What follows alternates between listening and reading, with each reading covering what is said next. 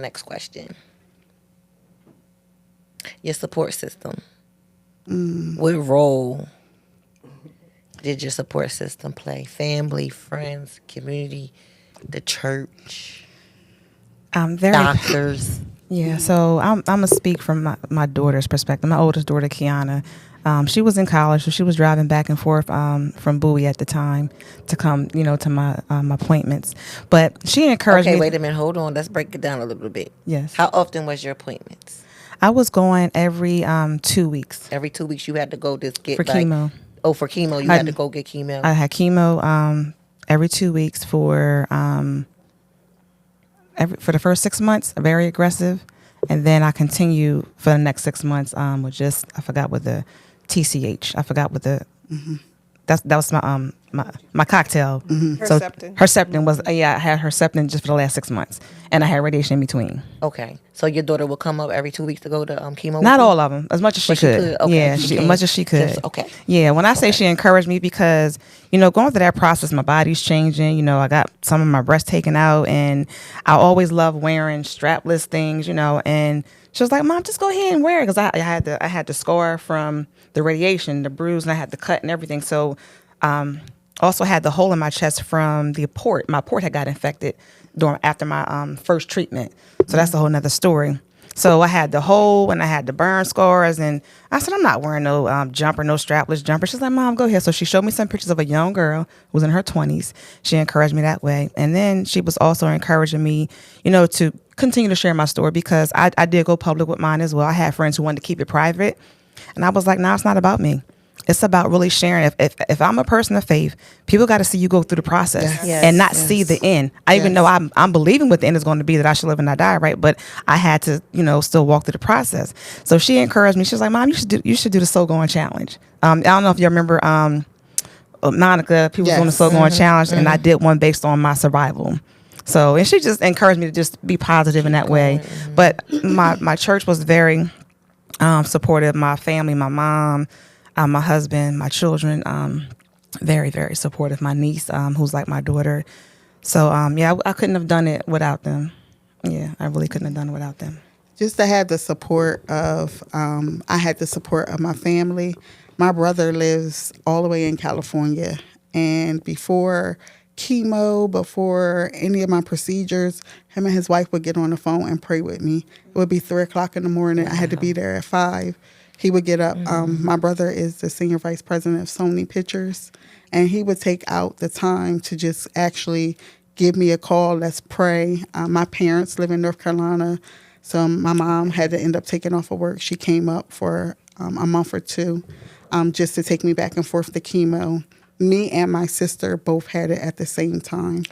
Actually, I got diagnosed December 18th of 2020, and she got diagnosed February 4th. On her birthday of 2021. So my mom was actually going through it, helping to try to support both of us at the same time, whether it was taking me to chemo or taking her to her doctors. Like she said, I had support of my boyfriend, my kids, my best friend. She would take off to take me to my procedures because he didn't have his COVID shot. So he wasn't allowed to come in for my surgery. My surgeries, my coworkers, my clients. It was the doctors. So because I told you guys that I worked for these doctors, they were like my family. Like literally when I walked in for any procedure or anything that I had going on, it was like, oh, that's Nikki. There goes Nikki. And it was like the anesthesiologist coming up to me, oh, yeah, you worked with Maria and you worked with, and it was just like, it made the process so much easier for me. Like I felt like how she said, I was diagnosed with this, but my saying always was, this was not for me. This was for my sister. Because my sister didn't do self-breast exams and different things like that. So I took her with me for my first appointment. And then therefore, I took this on my back as I'm the big sister and we have to get through this. Wow. Yeah. And for me, my support system, I would say my my husband and my mother were really my rock day every day. My family, they were there to call, check on me, be support, a shoulder to cry on. Anything, my job, my coworkers, they called, checked on me, sent me gifts. Just, I feel like my family, my friends, everyone was my church family. Everyone was a support to call, pray. Hey, how you feeling? Just the support, you can't thank the people who supported. Priceless. It's priceless, and you can't thank them enough. Even people who send you memes on Instagram to make you laugh. Right. Yes. Right. You don't know how much that makes somebody feel. So you can't thank. And when people sometimes will say, "What could I do?" and I'm like, "Send me memes on Facebook." And people would look at me like that. That's really what you want? Yes, that's what I want, because when I'm in the bed post treatment, it gives me something to do and laugh Right. at. So, Yes.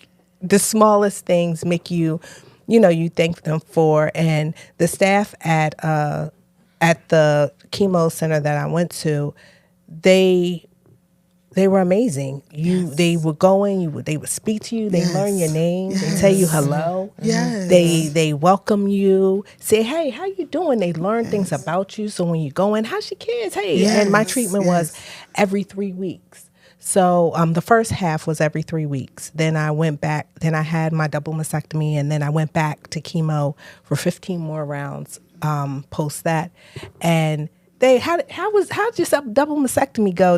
And we would talk about that, and what do you have next? They invest so much into their patients, Exactly. and it's because it becomes your second home. Right. It is your second and when home. you're walking, it is. Yes. It really was, and I actually went there to do something a couple weeks ago, and they were like, "Hey, are you here for your appointment?" I was like, "Oh no, I'll be here in a couple weeks."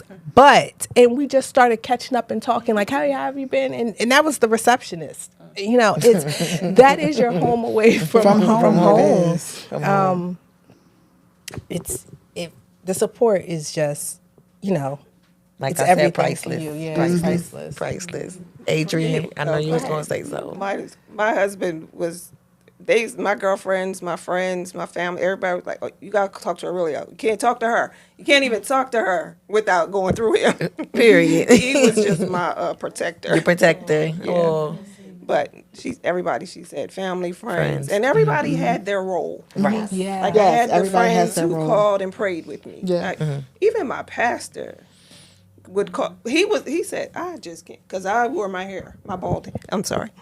I wore my bald head. Me too. I I wore wore my my bald bald head. And he Oh, was y'all have just- bodies? Yes. Yes. Well, Yes. after third chemo, Okay.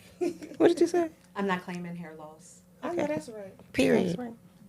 Okay. But I did. And my pastor was the first person to say, "I cannot." He was like, "That is just amazing that you." He said, "I can't remember what he said, but he was like in awe that I was strong enough and bold enough to come into church with A my bald bald head. Yeah. and I did not have the head for it. I rocked it bald. Yes. Because, well, no, but like I think you said, Shaysha, you said like when you transition, you're so used to, I've had long hair, short hair, colored hair, you dyed hair, whatever. But when you lose your hair, when it's in a situation where you can't control it, like it, when you're diagnosed, everything is out of your control. Yes. So when to kind of deviate, like they were like, "Oh, you can't do this, you can't do that," and they were like, "We would suggest you don't get your nails done." I was like, "Yeah, okay. You've taken everything else. I'm gonna go get my nails Right. done." And go back.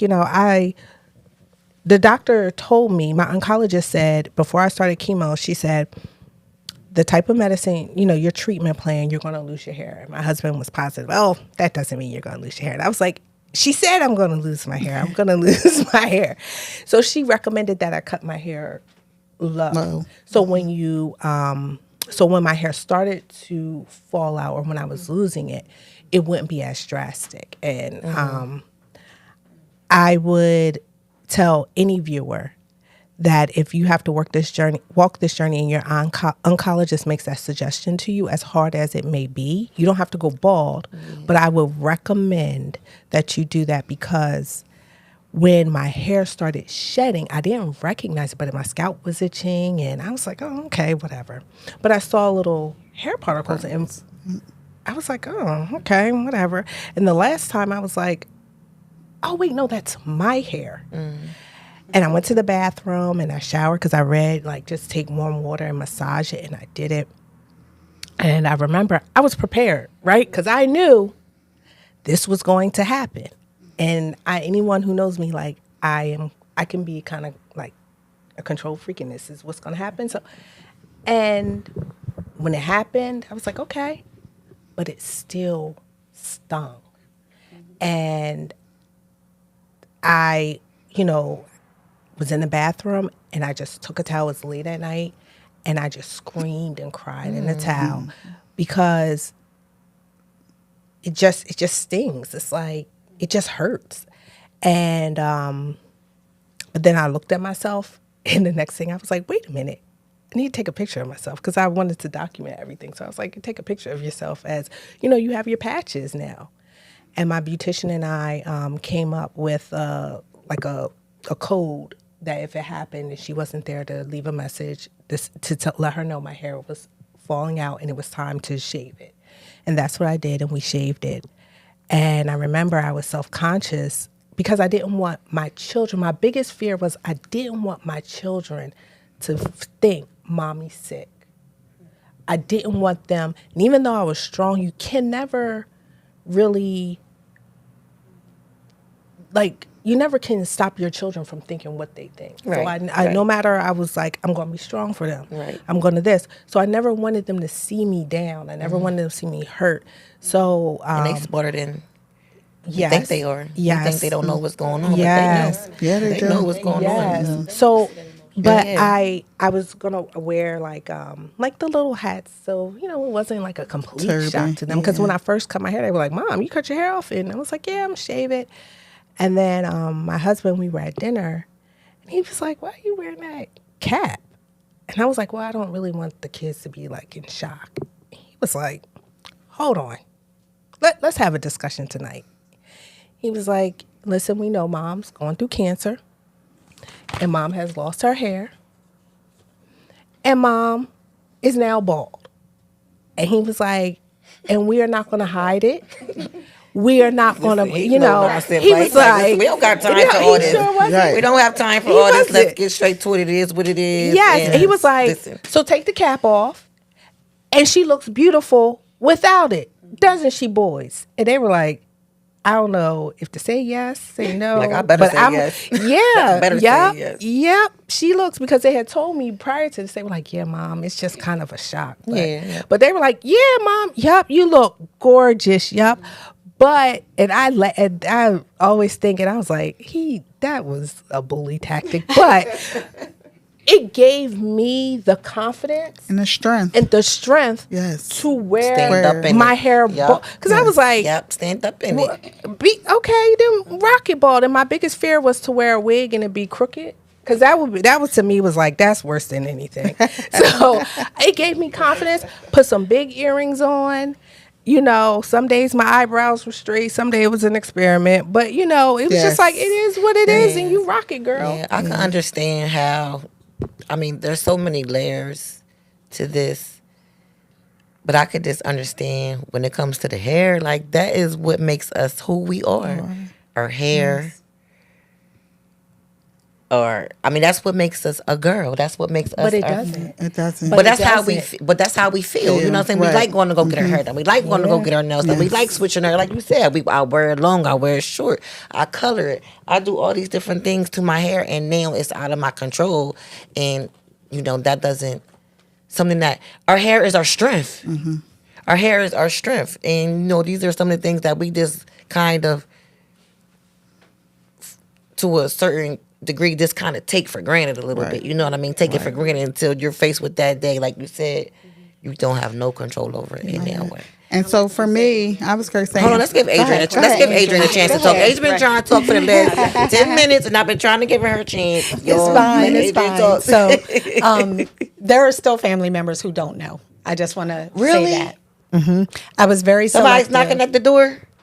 I was very selective with who I shared it with. I felt like this was a journey that I had to be selective with who I allowed to be privy to that information because it's so sensitive. You give information to people and everyone doesn't do the right thing with it. So I was very, very selective. And when it came to me, it wasn't just we're diagnosing you, but you have to have a mastectomy. And I was like, At the same time. at the same time. So at the moment that you found out you were diagnosed with breast cancer, they were also telling you that you had to have a mastectomy. Because of the size of it, it took up over 40% of my breast tissue. And they said, thank God it was stage 1 though. So I thank God for that, Right. stage 1. But all in this 2-hour conversation because we had a consultation, and in this 2-hour conversation, I need the facts. I have my initial humanity moment, and then I allowed divinity to kick in once I have the facts. So it's like, okay, you're diagnosing me with cancer. What does that mean? Okay, what stage is it in? How do we get rid of it? At the end of the day, I just want to be here. I just want to be healthy. And it was like the details, we can't save your nipple. Are you okay with that? So I had accepted it within those 15 minutes. Okay, this is where we are now. It's all about my response at this point. So my thing was, okay, you got to take my nipple. I gave up stripping years ago. That's what I told the doctor. What'd you tell him? I gave up stripping years ago. Okay, I ain't never stripped in my life, but we're gonna talk about this thing like it ain't, because it doesn't define me. Yes. It doesn't Right. control Yes. me. It doesn't now make me feel like I can't be all that I am as a woman. right. If you gotta take both, take them. I don't need them. I need to be here because of the things that I have to do. So I was very selective about who I told because I didn't want the woe is me. I've never been a victim. Ain't never going to be a victim. So for me, it was, yeah, she can't handle it or he can't handle it, whatever. So I was very selective. So I kept it to my immediate family, my son. I did tell my 4-year-old granddaughter.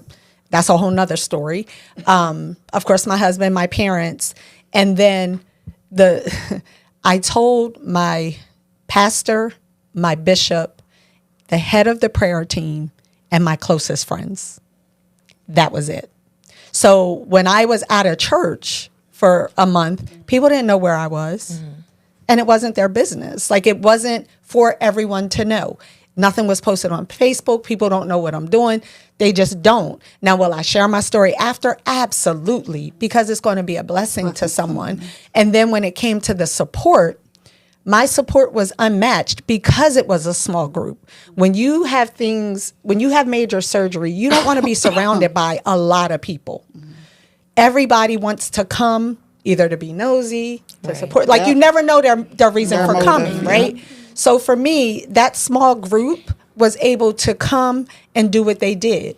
I had my board of directors, if you will. I had my prayers. I had my cookers. I had my support. I had my go pick up the baby. I had my, you know what I mean? Yes. So my church, my pastor, she just happens to be my cousin and I just love her to death. But my pastor set up what they call a meal train. Oh, yeah. And she set up the meal train. And it's a link that you can send out. And people can sign up for the night that they're going to bring you food. They can have it delivered. They can cook and drop it off. They can bring it themselves. Like, whatever they wanted to do. But there was a night. Because my concern was, how does the family eat? Because I'm the cook in the family. Right. So how does the family eat? We got a cleaning service because I'm very funny about my house. So we had a cleaning service, somebody who came in and cleaned the house every 2 weeks. Like, we made it so that nothing was lacking. And no stress on you. No stress on me. No additional. Yeah, Was there any moment that you guys wanted to give up or quit? never. Yep. Yes. Yep. Never. Not for me. Yes. Who said yes? Let me hear your yes. My yes too. Let me hear you, then you gonna go in mine. So, I had a moment to myself, and I didn't let nobody know. I had COVID during the time that I actually was going through chemo, and I was at Riddle Hospital in Media, PA. And my giving up moment was laying there in the bed on the COVID floor, and you hear a code every hour. Somebody is coding on that floor. And I couldn't see nobody, couldn't nobody come see me. The room was so cold because they have it like cold up there. It was like in March, just to keep the germs from, And my giving up moment was I wasn't surrounded by nobody. And it was just like, everybody is going, I'm crying. I'm like, I went in on a Thursday when everybody know your levels drop. This is the second week right before it's time for me to go to chemo on that next Thursday, and my levels had dropped. And I had a fever, and COVID was already 10 days in me when I had that. And I just popped up with this fever. And my oncologist, Maria, she was like, you need to go to the hospital. And so I went to the hospital, and she told them, keep her. And I was like, oh, gosh, By Sunday, you guys, they came in, they was taking IVs out and this, that, and the third. Nobody's really telling me what's going on. And what happened is that they put me on 2 antibiotics, and both of those antibiotics had wiped out my kidneys. So my kidneys, my creatinine level went up to 2.9. When I came in, it was a 0.8. And so nobody is telling me nothing. I'm just laying here in this cold room. The TV wasn't working. So you're just like really in your mind, right? You're like really in your mind. And you're trying to stay positive around everybody else, but you're just laying there just crying and crying and crying. And I can remember I called Maria up. That's my oncologist. And I called Maria up and I said, Maria, they're not telling me nothing. And she was like, Nikki, what I'm looking at, you need to speak up for yourself. Tell them that you want answers. All those people that's going out, the nephrologist and this person and that person, they're coming back. And so then by then it was Tuesday. So I came in on a Thursday. It was by Tuesday. And now I'm asking questions. Wednesday, they discharged me. So Wednesday, they discharged me, and I go home, and I still now develop this cough. And I'm like, where did this cough come from? So Friday, I'll go get my levels checked. And I'm sitting here, and my boyfriend's like, you're not going back home. He said, your bag is in the car, and I'm taking you to Chester County Hospital because that's where I did all my treatment at. Okay. And I get there, and I get into the ER, and he's like, did you know you had COVID pneumonia? I'm like, no. And he was like, they discharged this on your discharge papers. Like, you didn't look at that? And I'm like, no. And he was like, they didn't send you home with an antibiotic or anything? And I'm like, no. So he had called Maria, and Maria haven't seen me by now. It's been like almost a month. So Maria comes in, and she was like, look, Nikki, I told him, you're not getting no more antibiotics. I went upstairs for a CAT scan already before she got there. She was like, she came in the room. She said, look, I got good news and I got bad news. I said, all right, well, give me the bad news first. And she was like, well, you're going to spend 5 more days in the hospital. I already know that you done been 5 days in the hospital, but you're going to stay there 5 more days. And then she was like, the good news is that you did 4 rounds of chemo and the lump is gone. So instead of you doing 12 more rounds of chemo, you only have 4 more rounds of chemo to do. And it was going to be more aggressive. But I had to lay in that hospital bed for 5 more days, just laying there. And it's like, it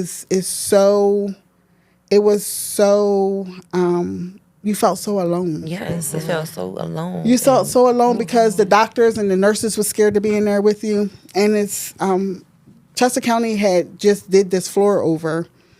And so they had this little mailbox, and the nurses used to sit out there and just talk to me just so I could have somebody to talk to.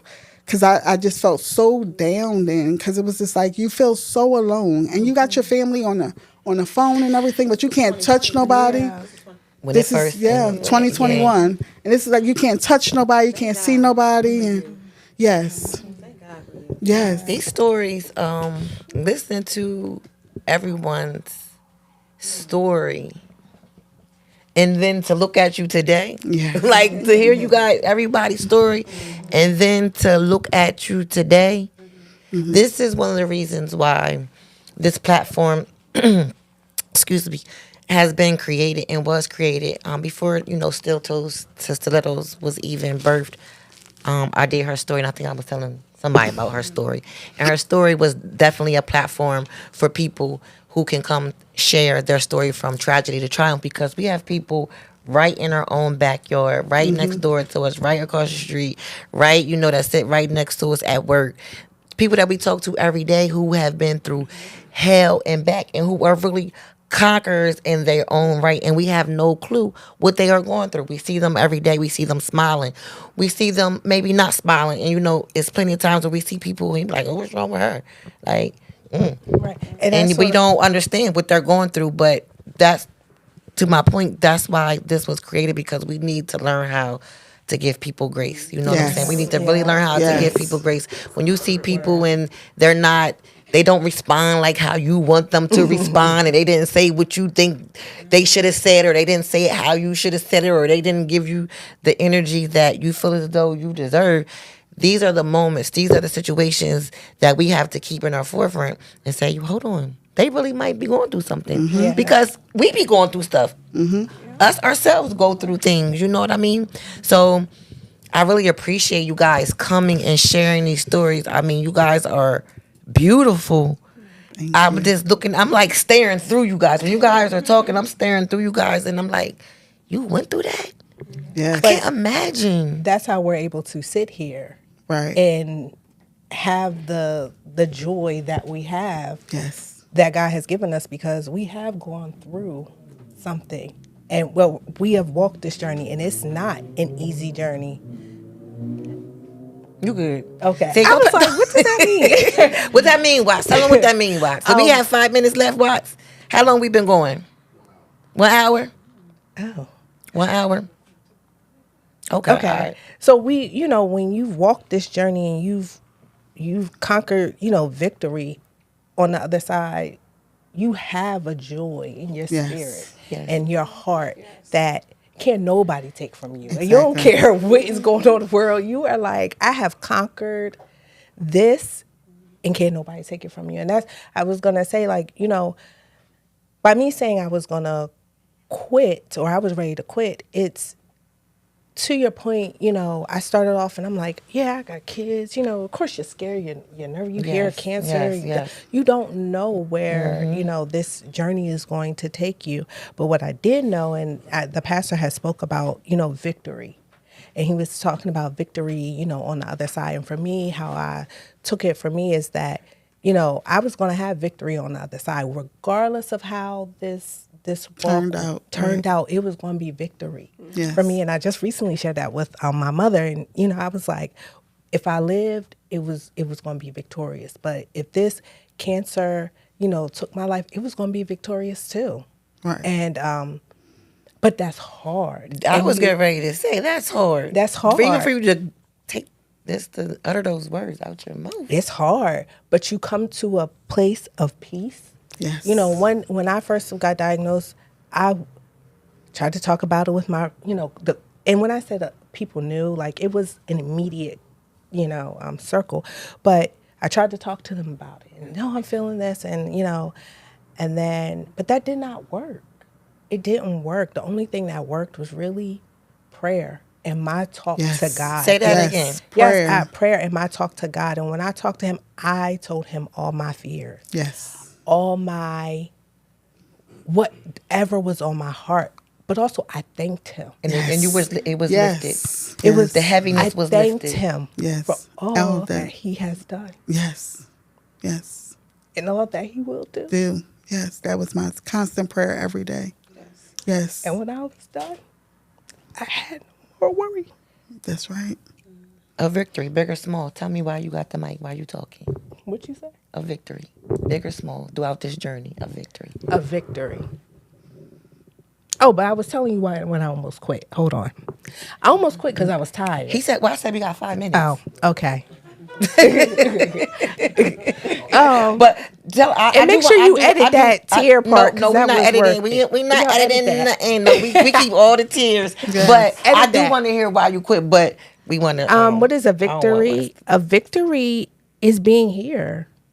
A victory, and I think you were saying, you're like, at one point I wasn't telling people, but then I decided to tell my story on Facebook halfway through. And I put in my Facebook post, I didn't want a pity party. Right. Because I had joy. So I didn't want a pity party. And if you saw me, treat me as normal. Ask me how my day was. Don't talk to me about cancer. And I said, if you want to talk about me to somebody else, make sure you tell them like I look good and tell them to see how God is keeping me. Like if you want to talk, let it be positive. Yes. But the victory is that I'm here.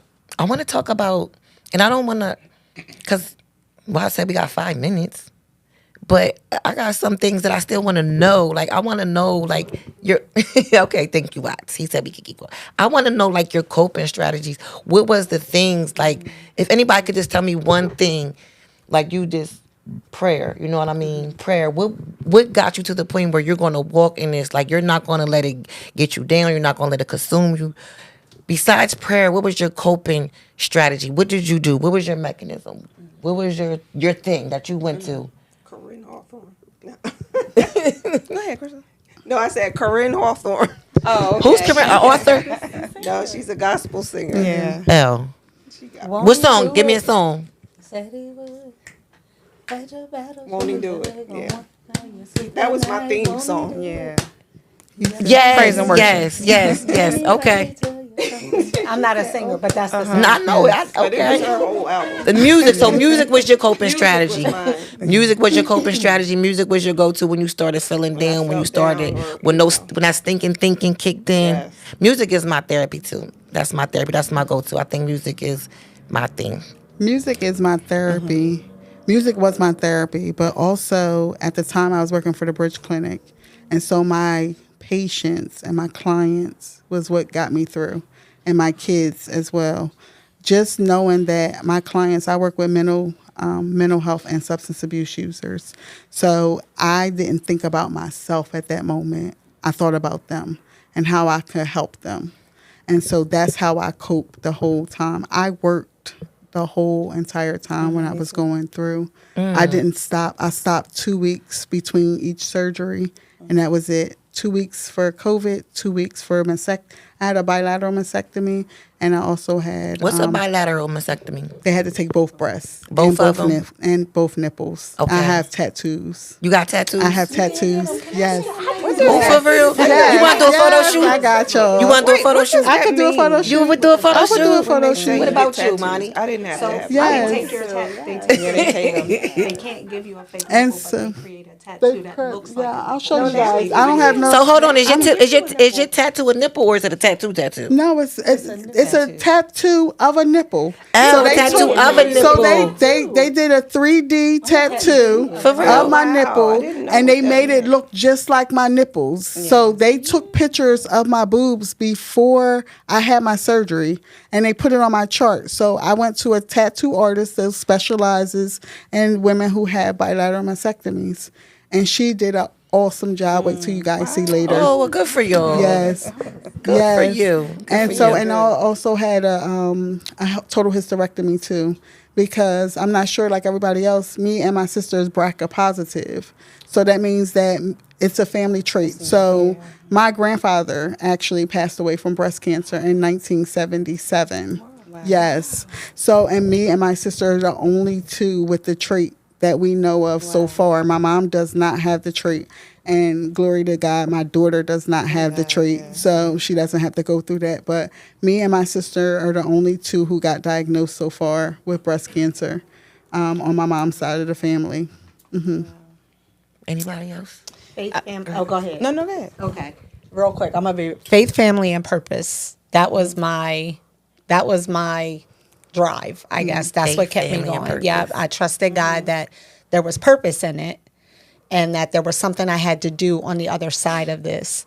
And then my family, since I'm raising my granddaughter, her smile every day and just being who I needed to be for her that's what kept me going, and that was my motivation, just faith, family, and purpose. So being that example to others that have faith, you can get through this, speak positivity, and don't allow the negative people to comment. Don't allow them to come around you.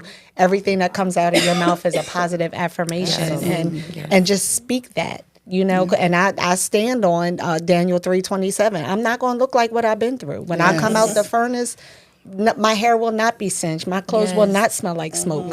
Like that's what I stand on. So yeah. I'm a ditto part of that too. It was purpose as well. I started getting all these inbox messages from people that I haven't talked to or seen in a while, and it was always about, hey, I've been diagnosed, because they saw my story. So that was definitely, I knew that was the purpose for me. But I just love dancing with my children. Dancing, we was on the Wii, whatever game it was. So dancing, music is my therapy too, but dancing was definitely my therapy. But I'll be really quick, because you said something in regards to that faith, purpose, and family, and I just lost my thought. That's another issue that some of us have. Is that brain fog, and I'm like, it just left me. So go ahead, Crystal, because it might come back. Come back. Yes. I wanted to come back. Go ahead, Chris. No, I was. You're not going to. Okay, go ahead. Come on. Yeah, Crystal. Okay. We all went. Y'all went. Okay. Yeah. My what kept me going, or what brought me joy was comedy. And through chemo, I had a bilateral mastectomy, a hysterectomy. Because you like them memes, them Instagram memes. I sure do. And I had a hysterectomy and radiation. Yes, and I forgot about radiation. Just the whole kitchen sink. But what I liked comedy, and I laughed throughout the entire process when I could, when I found something to laugh at. So after I had my bilateral mastectomy, and they take your nipples, I would say in my Kevin Hart, he tells the joke about, the teacher, and he comes in and he goes home and tells his mom. And when he goes off and he's like, his friends go, oh, she don't have no nipples. So I tell anybody when they ask, I'm like, yep, and I don't have no nipples in my Kevin Hart voice. Because to me, I mean, what are you going to do at this point? Like, I'm here. Initials tattooed in mine. You gonna get your husband's initials tattooed on I yours? said, babe, what you think? I can get your initials tattooed. What we doing? Yeah, but then he gotta get a tattoo too. So I love this. I love this. And I love to tell people what I've been through. Me too. I get a joy out of teaching. And if anybody asks me any questions, I will sit there and have a whole conversation about what I went through. Because what I went through, I don't look like what I went through. Absolutely not. I don't. Nobody. Absolutely if you didn't know, you wouldn't know. Absolutely. But I carry a joy, and it was so crazy because I told you they used to be like, everybody was like, "Oh my gosh," I'd be like, "Don't feel sorry for me. What you crying for? Here, wipe your tears. I'm fine. I don't know about you, but I'm good. I'm good over here." And like she said, faith every day. I just pray, and I pray for the same thing that she said. I always would say, thank you, God, for what I've been through. Yes. Thank you, God, for what I'm going to go through. And thank you, God, for carrying me through. Mm-hmm. Carrying me through this. And he carried me. I'm going to tell you, he carried me. So y'all answer all the, I don't know if y'all did this organically, but y'all know y'all kind of answer all the interview questions. I didn't even have to ask all of them, but y'all just kind of answered them with naturally. Did y'all do that on purpose, or that it was this organic? It just flew up because I'm like, okay, we check that. We could probably still go on, because I was going to ask, like, what is everybody's like diagnosis? We could definitely go on, and yes. I feel like there is still so much more to cover. Yes. There's so much more to cover. But yes, but this, what you guys have shared in this hour 15, however long we've been here, it has definitely touched me in a way that is a game changer from this day on going forward. Like, you have changed something in me. You know what I mean? I live by faith and passion and purpose, period. But this takes it to another level, and this is the reason. This is why it's here. You got. I'm kind of like, in disbelief. I'm just kind of like, I want to touch y'all, like y'all, like are y'all AI? Y'all robots or something? Because y'all been through the furnace. You know what I mean? Y'all have been through the furnace, and for y'all to be here today, showing up like y'all have not been touched, not been scathed. Prayer. Prayer is everything. Shouting up in this room. Yes, and I definitely feel the need to, to come back with the ladies, and we got Steph the Light that's in here. Steph the Light is in the studio. I believe her mom is also a breast cancer conqueror. Okay. Her mother-in-law is a breast cancer conqueror, so we in here. It's a sisterhood, it's a village, and it has to, start somewhere. Yes. We are coming to the end of this episode. Pink and Resilience. As you see us here, I have on my long and strong shirt because I'm representing for all the conquerors, and I'm representing for all the ones who have already gone on and received their wings. I really hope that you guys got something, received something out of this episode, because there was much to. If you was down, if you was feeling some type of way before you watched this, I know you cannot no longer be feeling like this. You should be ready to get up and get to it, whatever it might be. Mm-hmm. It might not be a sickness. It might be something else that you are dealing with. But this should be enough for you to get up off of your behind and get to it, baby. It's steel toes to stilettos. These ladies laced up their boot and put on their hard hat, and they said, cancer does not define them. Mm-hmm. Amen. Boobies do not define them. No. They are still showing up 10 toes. They are still showing up today, fulfilled, still feeling like 100% a woman. Yes. Woman, females, you know what I mean? And thank you guys so much. Thank you. Thank you for the Yes, platform. thank you. Well, I got a gift over Yeah, there, you Miss got a gift. Adrian. So, can you pass Miss Adrian brought me a gift. So I just wanted to say thank you because thank you, girl. I just wanted to say thank you because allowing Thank a you. platform like this to come forth and showing that you support that not only supports those of us who are going through this particular journey, but other journeys as well. Yes. Mhm. Showing that there's overcoming in it, that whatever someone tries to label you as does not define you. Yes. Yes. Just know who you are. Yes. Understand who you are and walk that thing out. And when you talk about steel toes to stilettos, I thought about that and I was like, that is such a unique name. Yeah. And it's like, I thought about, we take pride in our feet, right? And the steel toes protect us, but we only have to wear them for a season. As they protect us to prepare us to walk in the stilettos, to truly walk in our purpose. Yes. So Talk thank about you. it. Talk Thank about you it. for Yes. that. Just Thank thank you. you. So in your steel toe season, you were being protected, you were being sheltered, and you were being prepared, primed, and primed to walk in your stilettos. So Yes. thank you. And I received that. Thank you. Amen. I received Amen. that. So I thank received you. that. So I just have a little Yes. gift for you. It's just something because you're supporting us, right? Yes. So it's just a little bag. Oh, this is so cute. Fight like Let a me queen. see that. Look, Yes. Watts. Yes. The camera over here, Watts. Yes. So can I just add on to what you just said? Absolutely. Especially about that bag, because I was thinking about that part of that question. And I thought about, I've been watching The Woman King lately. Yes.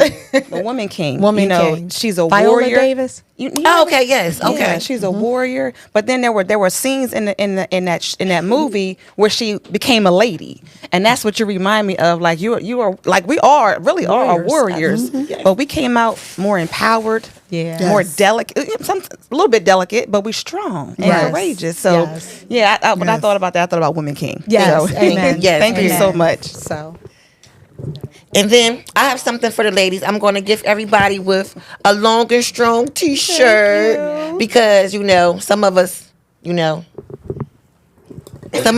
hangy. Some of us they hanging that long, but so what? They still strong. I thought this was just something cute. You know what I mean? For our breast cancer conquerors, this is something for them to support. And just to keep everything light and funny. You know what I mean? Yes. Everything does not have to be so heavy. And it doesn't definitely not have to be heavy when we got God God on on our our side. side. You hear Yes. me? Yes. You hear me? So listen. This is the end of Steel Toes to Stilettos. I hope you enjoyed this episode. I know you enjoyed these beautiful ladies. Thank you, Crystal, Adrian, Nikki, Shay, Imani. You see these ladies? You see them? Like, I know you. I can't even, the words can't even come out my mouth because they are just so beautiful. I just see the smoke behind them and I just see them in the light because God has kept them and I know God will continue to keep them and I know God will continue to keep you. Yeah. So that's it, y'all. This is the end of Steel Toes to Stilettos. Make sure y'all tune in, follow, like, and subscribe. I'm your girl, Sharice Monique, your favorite confidence coach and host, and we are out. Yes.